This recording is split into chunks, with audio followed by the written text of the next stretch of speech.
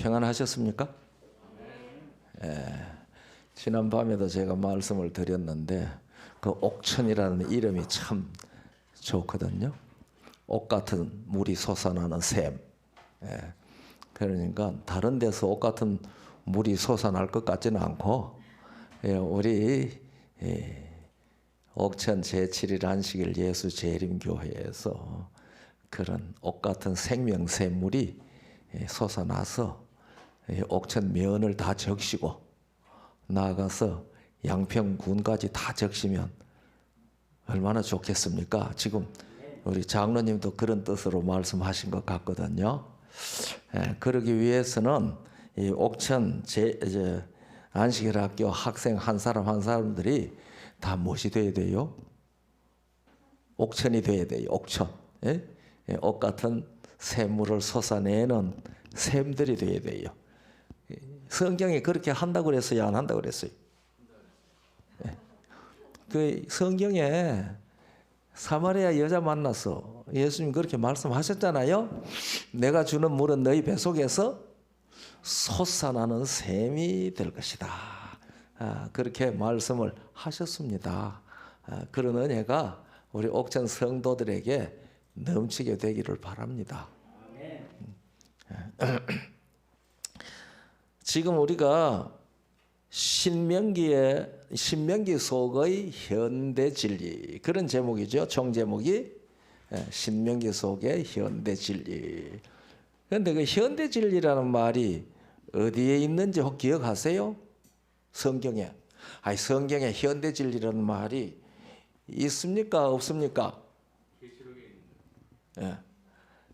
우리 개역 한글판 성경이나 개정판 성경에는 없어요. 그 베드로후서 1장 12절인데 그 말이 우리 한글 성경에는 없어요. 그런데 다 뭐라고 말했는가 하면 이미 있는 진리 그렇게 되어 있습니다. 이미 있는 진리. 그런데 그 헬라 말이 현재의 진리입니다. 현재의 진리. 헬라 말로는 파루세이 알레데이아 그렇게 해서 그게 현재의 진리 그런 뜻이거든요. 우리 킹 제임스 버전을 한글로 번역한 거 거기는 현재의 진리라고 번역을 했어요. 제가 우리나라 말로 번역된 이 성경 저 성경 펴봤는데 제가 펴본 한 11권 되는 성경 가운데는 거기만 현재의 진리라고 번역되어 있고 다 이미 있는 진리 그런 식으로 번역을 했습니다. 그러니까 신명기 속의 현대 진리, 현재의 진리. 영어는 현재의 진리입니다. 프리즌 트루치라고 그래가지고 영어는 번역하면 현재의 진리인데 우리 한글은 번역하면서 왜 이미 있는 진리라고 번역을 했는지 전 잘 모르겠습니다. 그런데 신명기 속에 있는 파루세 알레데이아 그러니까 현재의 진리잖아요. 그 신명기에도 뭐가 있단 말이에요? 현재의 진리가 있다 이 말입니다. 그러면 신명기 속에 있는 현재의 진리가 21세기에 살고 있는 우리를 위한 현재의 진리일까요? 그러니까 신명기에서 보면은 이때는 미래입니까? 그러니까 신명기를 기록할 때에도 뭐가 있었다는 얘기예요? 현재의 진리가 있었다는 말입니다. 그래서 현재의 진리라고 하는 것은 예언과 관계해서 이해해야 되는 진리예요. 그런데 이 현재의 진리를 예언과 관련해서 이해를 한다는 것은 특별히 어떤 예언과 관련해서 이해해야 될까요? 연대 예언요. 그래서 한때 두때 반때 70주일 2300주야 이거 다 연대 예언이잖아요. 그리고 현재의 진리는 그 연대 예언과 함께 이해할 때 비로소 올바르게 이해를 합니다. 지금 오늘은 율법과 7과 율법과 은혜인데 우리 옥천 성도 여러분들 현재의 진리가 뭔지 확실히 좀 알기 위해서 내가 잠깐 설명해 드릴게요. 현재의 진리는 창세기부터 재림하시기 직전까지 어느 시대든지 다 있어요.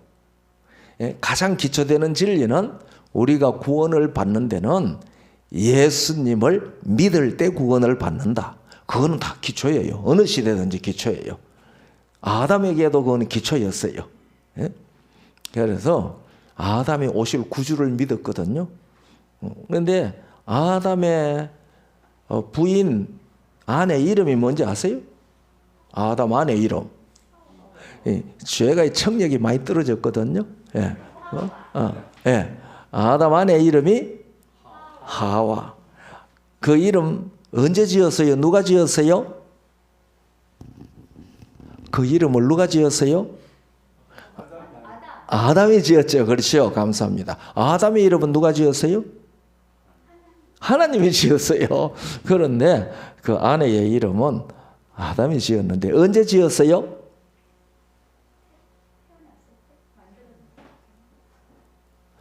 이거 언제 지었는지를 몰라. 그 아담이 자기 아내의 이름을 하와라고 지은 것은 창세기 3장 20절에서 지었어요. 그러니까 창세기 3장 20절은 뭘 먹고 난 뒤에예요? 선악을 알게 하는 나무의 실과를 먹은 후에입니다. 그리고 19절에 무슨 말이 있는지 아시지요? 너는 흙이니 흙으로 돌아가리라. 그 말이 딱 끝나자 자기 아내를 보고 당신 하와라고 이름을 지었어요. 그래서 어떤 신학자들은 그 하와라는 뜻이 무슨 말인지 아시죠? 생명이라는 말입니다. 생명. 그래서 산자의 어머니라 그렇게 번역을 했는데 하와라는 말에 원래 생명이라는 말입니다. 너는 흙이니 흙으로 돌아가리라 하니까 너는 뭐 했다? 죽었다. 그 소리잖아요. 그러니까 어떤 신학자들은요, 내가 주석을 보니까 그 얘기를 듣고 하와가 화가 나가지고 날 보고 죽었다고? 너는 당신은 생명이야. 그렇게 지었대요. 제가 그 주석을 읽어보고 한참 웃었습니다. 그래서 아담이 자기 아내의 이름을 하와라고 지은 것은 창세기 3장 15절에 여자의 후손이 뱀의 머리를 상할 것이라고 하는 그 말이 무슨 뜻인지 알았다는 신앙 고백입니다. 그것은 여자의 후손이 와서 뱀의 머리를 상하게 하신다는 것을 내가 믿으면은 나에게 무엇이 온다? 생명이 온다. 그것을 고백한 거예요. 그러게 아내 이름을 생명이라고 지었거든요. 그러니까 21절에 짐승을 잡아 가죽으로 옷을 지어 입히셨잖아요. 그것은 믿음으로 말미암아서 네가 생명을 얻고 그 가죽 옷을 제공한 짐승은 여자의 후손이 발꿈치를 상하는 것이다. 그거 가르쳐 준 거거든요. 그러니까 그것은 그 시대의 현재 진리입니다. 그러니까 모든 시대에 현재의 진리가 있습니다.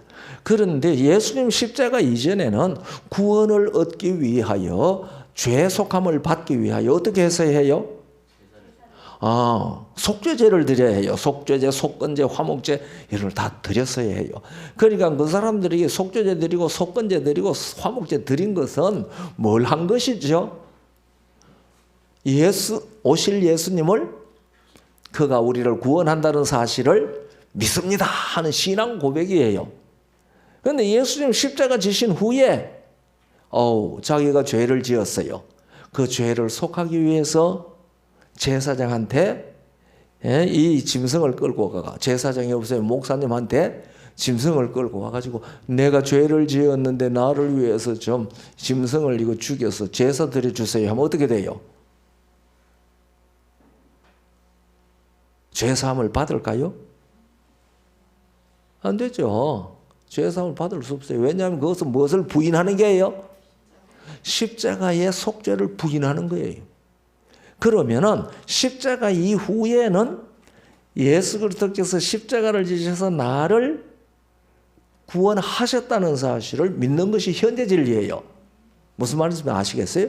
그 십자가 이전에는 양을 잡아 짐승을 잡아 속죄제를 드리는 것이 현재 진리예요. 그러니까 지금은 21세기잖아요.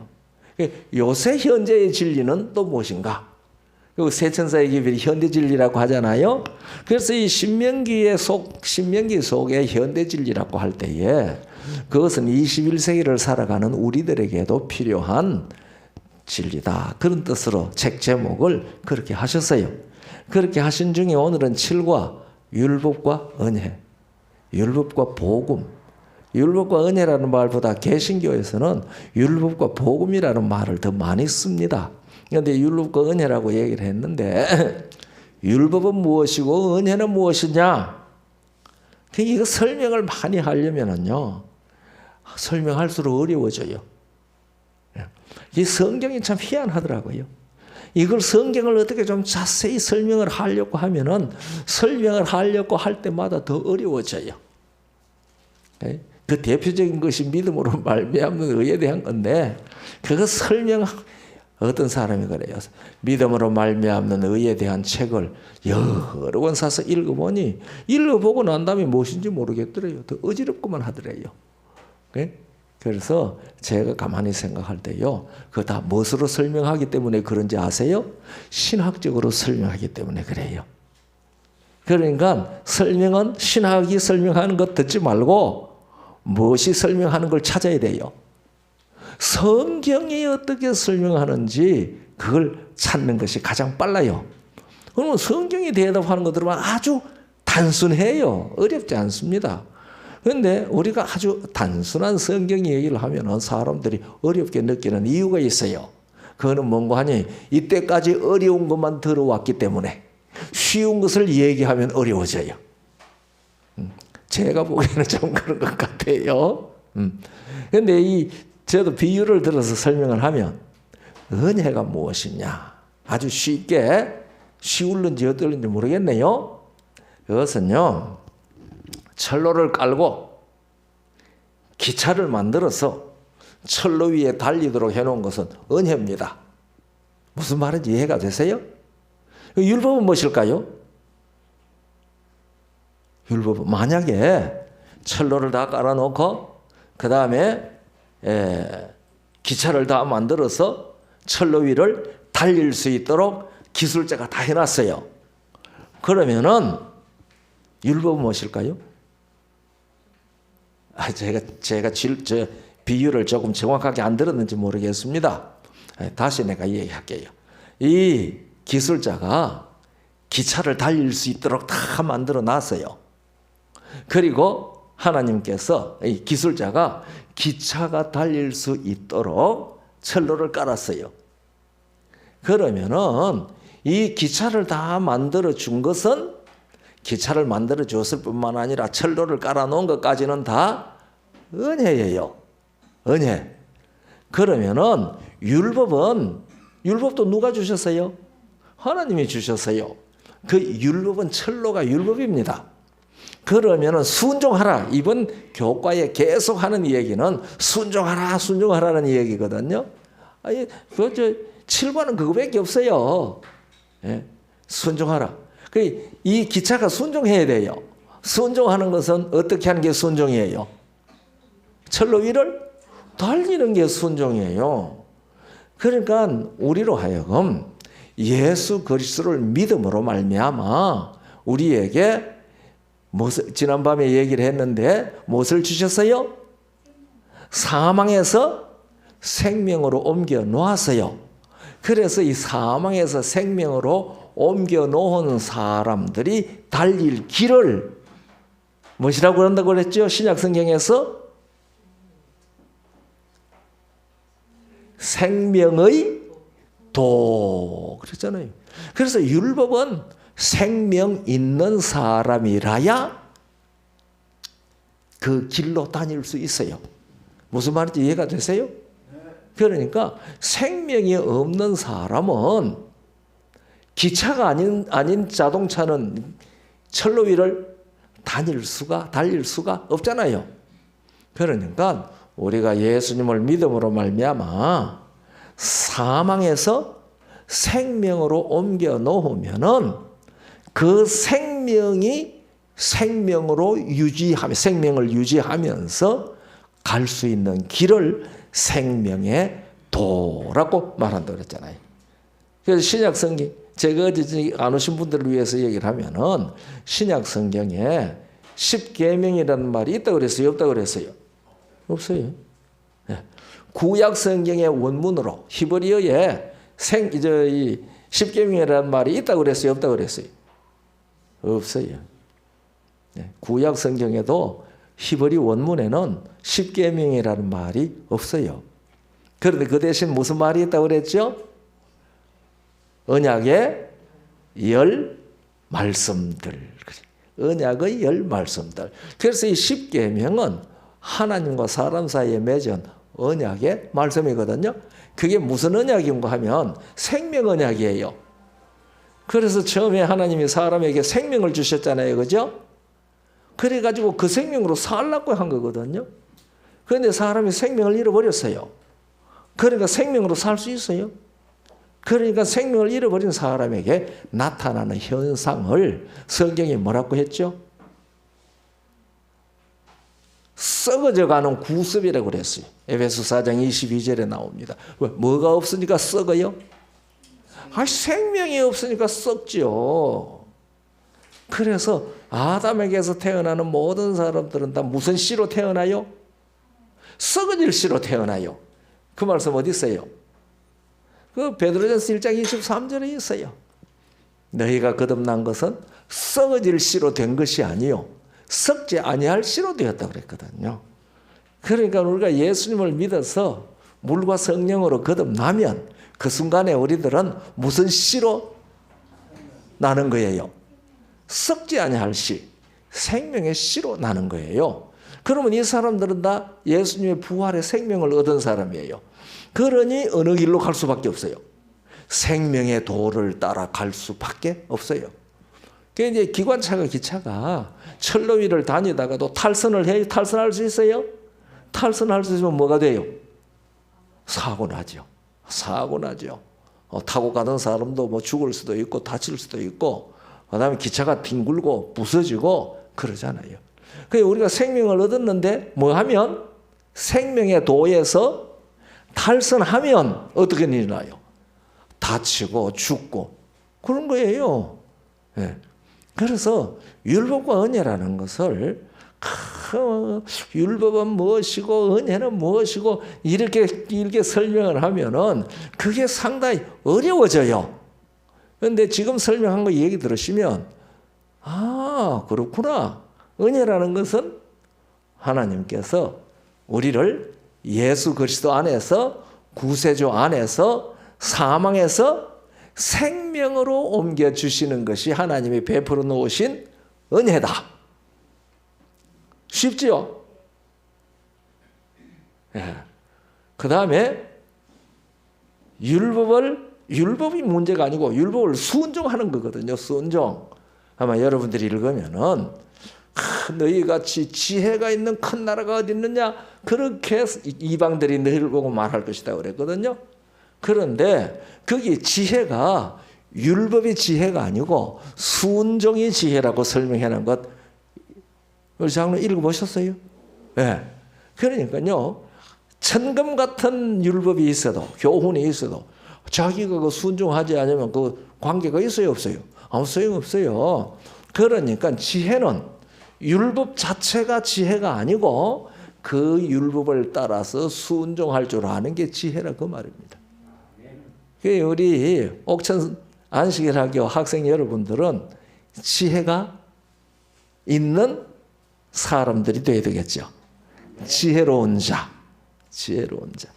우리가 예레미야 8장 9절을 보면은 여호와의 말씀을 버린 자는 지혜가 없다고 그랬어요. 그러니까 이 세상에 하나님을 모르는 사람, 성경의 하나님 여호와를 모르는 사람들이 아무리 지혜로운 이 얘기를 했다 할지라도 그것은 무슨 지혜가 없는 사람이에요. 생명의 지혜가 없는 사람이에요. 도덕적 지혜는 있을는지 모르지만은 생명의 지혜가 없는 사람이에요. 그래서 우리가요 욥기 4장 마지막 절을 보면은 사람은 죽나니 지혜가 없느니라 그랬어요. 그러니까 죽는 사람은 다 뭐가 없는 사람들이에요? 지혜가 없는 사람들이에요. 예? 그러니까 우리는 예수님 안에서 죽어도 사는 생명을 얻었으니까 우리는 다 무슨 지혜가 있는 사람이에요? 하나님의 지혜가 있는 사람이에요. 예? 그래서 우리가 고린도전서 2장을 읽어보면은 세상 관원의 지혜가 아니고 하나님의 지혜를 얘기한다고 그랬거든요. 그래서 여러분이나 제가 정말 예수 그리스도를 믿는 사람이면은 지혜 있는 사람이에요. 다 무엇을 얻은 사람이에요? 생명, 영원한 생명, 하나님의 생명을 얻은 사람들이니까 지혜가 있어요. 그 사람들만 어디로 달릴 수가 있어요? 율법의 생명의 도, 계명의 생명의 도를 달릴 수가 있어요. 그래서 목사님, 요한복음 12장 50절인지 51절인지 마지막 절 한번 읽어보실래요?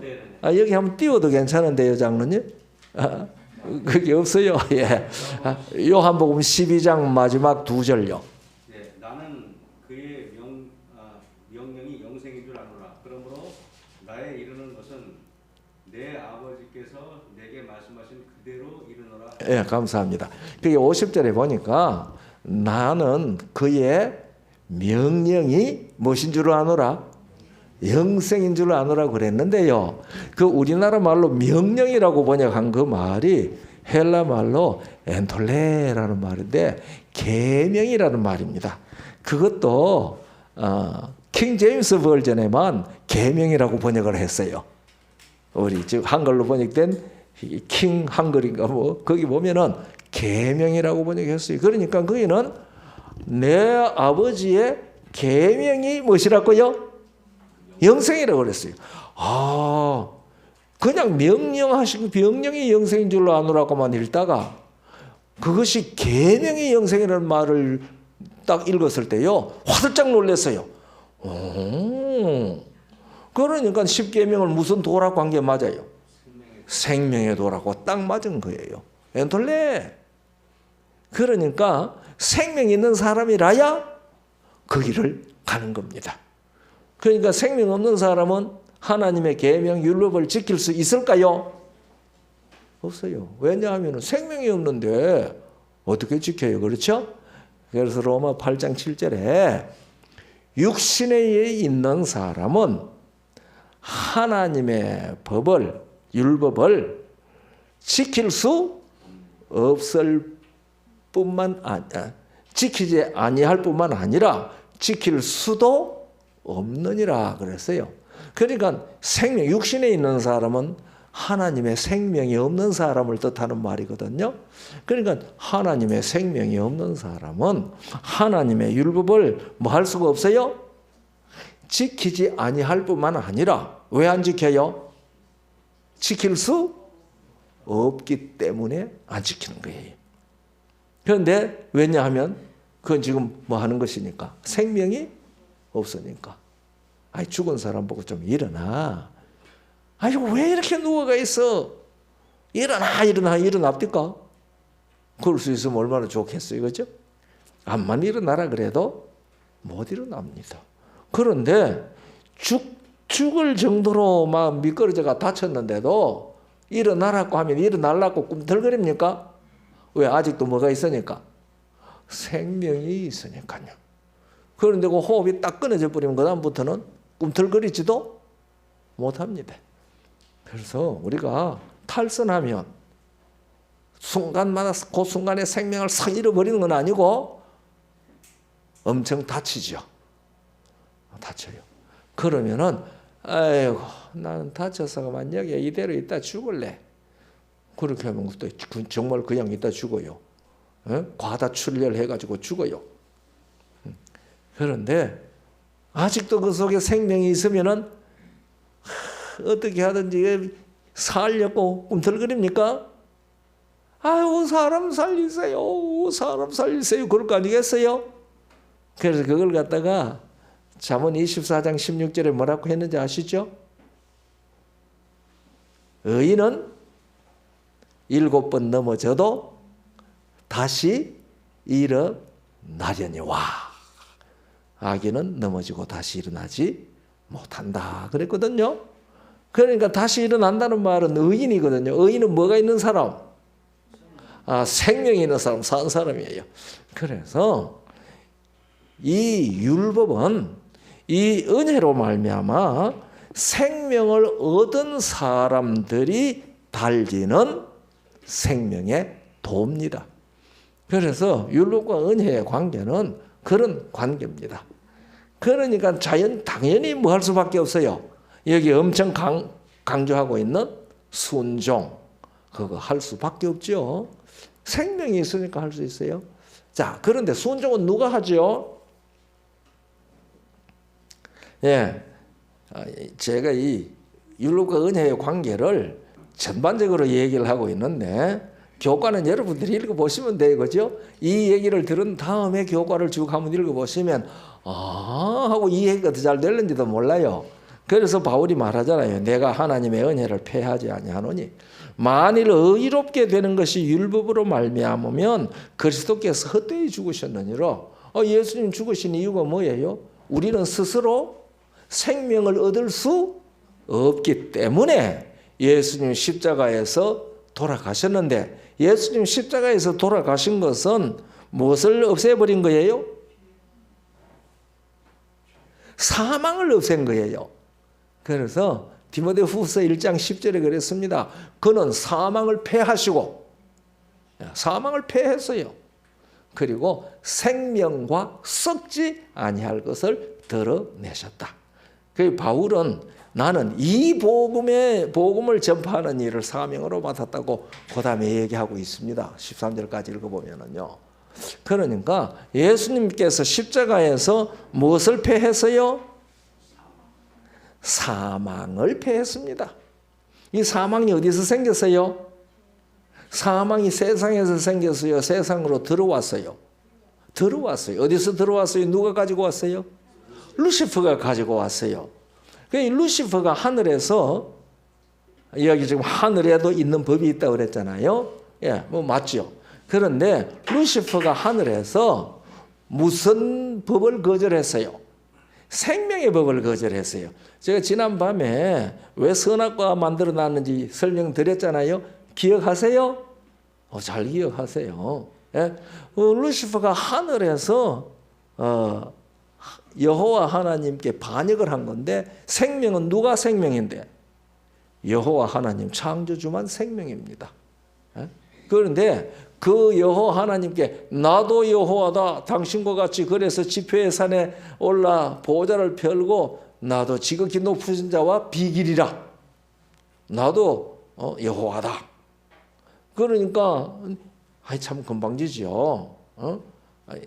제가요 아버지 어머니한테 나는 아버지 어머니하고 상관없이도 있었는데요, 이렇게 말하면 뭐예요? 에? 나는 아버지 어머니하고 아무 상관없이 나도 있는데요, 있을 수 있는데요 하면 그거 뭐예요? 자기는 있단 말이에요, 없단 말이에요? 에? 없단 말이에요. 왜냐하면 자기 이미 있는 존재가 누가 존재하게 했기 때문에 있는데, 부모님이 나를 있게 했기 때문에 있는데, 내가 가지고 생명도 부모님께로부터 받았는데 그 부모님한테 가서 당신 이제 내 아버지 아니요, 내 어머니 아니요, 나는 당신과 상관없이도 있어요, 그렇게 말하는 거 뭐예요? 실제로 그건 나는 없다 소리하고 똑같아요. 그러니까 이 루시퍼가 하나님께서 창조해 주어서 있게 됐는데 자기가 나는 하나님과 똑같다? 그렇게 주장을 했잖아요. 그러니까 그렇게 하면 하나님께서 뭐라고 얘기하시겠어요? 이런 고역한 녀석 봤나? 이렇게 하시는 것이 아니고, 사랑의 하나님께서는 그 루시퍼한테 이렇게 말씀하신 것이죠. 그래, 나는 스스로 있는 자다. 그러니까 너도 나와 상관없이 존재한다고 하니까 내가 창조해 준 것이랑 나한테 반납해라. 당연하잖아요, 그렇죠? 반납하고도 네가 있으면 너도 무엇이다? 여호와다. 나와 동등하다. 그러면 다 하고, 내가 만들어 준 것은 나한테 다 하고, 그러니까 도망가 버렸어요. 하늘에 있으면 하나님께서 뭐라고 얘기하실 거예요? 계속해서 그건 내가 만들어준 건 나한테 죽어도 네가 있어야지. 그냥 도망간 거예요. 그래서 자기 지위를 지키지 않냐고 자기 처소를 떠난 거예요. 그래서 어디로 왔어요? 온 우주 다 돌아다녔어요. 예? 우리가 유다서 13절을 보면은 유리하는 별이라고 그랬어요. 그래서 이 사탄은요, 온 우주 다 돌아다녔어요. 예? 그 방랑자. 어디 가고 발붙일 때가 있을까 하고. 그런데 아무데도 못 붙여줬는데 이 땅에 와가지고서요, 교묘하게 뱀을 이용해가지고 덤비다가 그만 여자가 홀딱 속았어요. 그래서 이 땅에 이제 발을 딱 붙였어요. 그래서 지가 하늘에서 하나님과 같이 되겠다고 한 것처럼 이 여자한테 선악을 알게 하는 나무의 실과를 먹으면 네가 뭐와 같이 된다? 하나님과 같이 된다. 하나님과 같이 되는 것은 자기가 누구와 상관없이도 창조주와 상관없이도 존재해야지 하나님과 같이 되는 거예요. 어떻게 하면 그렇게 되지요? 선악을 알게 하는 실과를 먹으면 그래 된다. 먹었으니까 이제는 우리 시조는 뭐 할 수밖에 없어요? 하나님이 주신 존재와 생명은 하나님 앞에 반납할 수밖에 없잖아요. 그러니까 이 루시퍼나 에덴 동산에서 일어난 이 사실을 읽어보니까, 성경의 기록을 보니까 하늘과 에덴 동산에도 생명의 도가 있었다 하는 것을 나타내는 겁니다. 생명의 도. 우리가 10계명 조문을 이야기하면 이 말이 잘 이해가 안 돼요. 그러나 거기에 뭐가 있었다 하는 것을 이해하면 생명의 도가 있었다. 그래서 하늘에서도 뭐가 있었어요? 생명의 도가 있었다.